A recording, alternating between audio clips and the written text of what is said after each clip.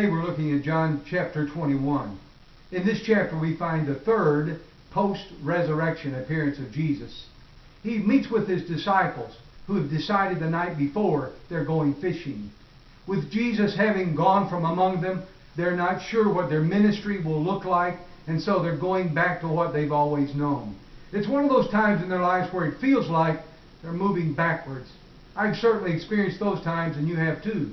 Not at a place where I've decided to turn my back and walk away from Jesus, but it's more like just being on a treadmill where the belt underneath me is compelling me backwards, and it takes all the energy I have just to stay at my current walk spiritually.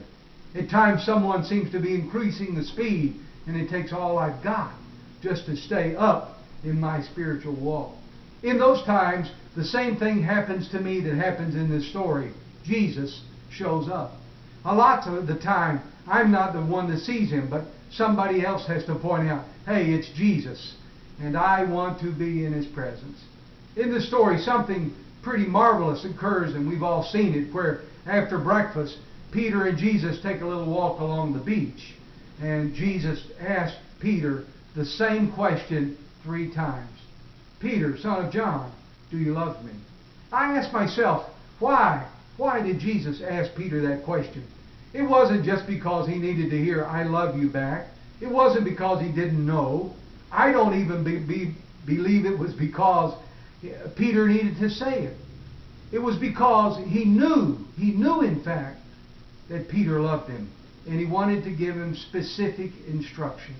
And this instruction is good for me and you in those seasons when we're on a treadmill. In verses 18 and 19 and 20, very clearly, Jesus points out to Peter that the way forward is the way of selfless service, the way of laying down his life, the way of following the pattern of Jesus in his own walk.